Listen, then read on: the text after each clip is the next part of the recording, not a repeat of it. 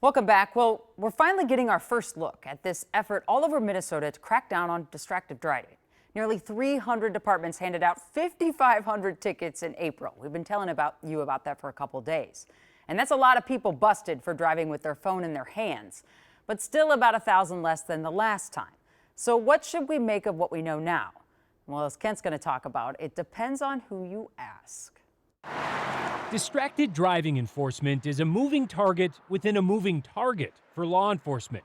Heck, even talking about it. I'm behind the wheel, but I'm not driving. Presents a challenge. It happens in traffic court all the time. The judges see it and they're like, are you driving? Sergeant Josh Moore has seen just about everything during his time coordinating enforcement for St. Paul Police, which used a special pickup equipped with cameras and multiple officers working together to lead the state with 912 citations in the month of April alone. We had several incidents where the person was stopped within moments before another stop. Within 15 minutes, they're getting stopped again for being on their phone. 15 minutes after originally getting a citation, they got another one? Yes, we've seen that. We're along a corridor with 6 to 8 officers. The person will get stopped. We write a ticket, release them. They go on down the road and another officer spotted them again, right back on their phone. According to the Office of Traffic Safety, this year's enforcement included a driver who received their 6th violation of the hands-free phone law. And unlike habitual drunk drivers, it's everywhere. It's at different times of day, different days of the week. And sometimes State Patrol Lieutenant Mike Lee says it resembles drunk driving. It seems like,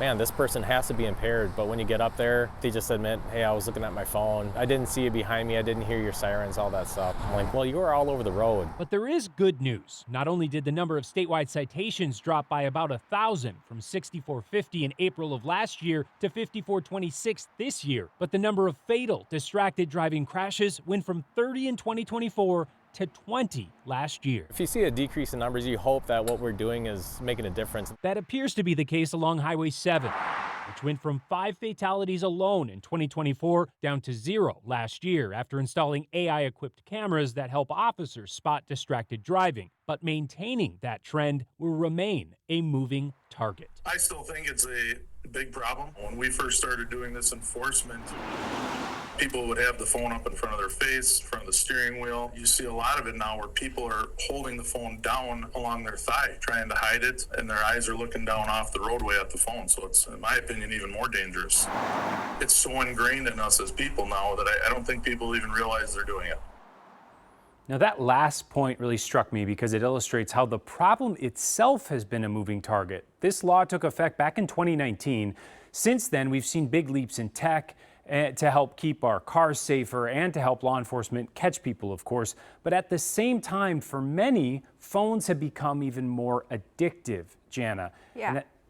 Sorry, Kent, sorry to interrupt you, but bingo, I think that's it right there. It's that addictive nature that he's speaking to, right? That people don't even realize they're back on it. Right, and Sergeant Moore said when somebody tells him now that they weren't on their phone, but he knows that they were, he thinks they really believe it because it's so second nature, which just kind of blew my mind.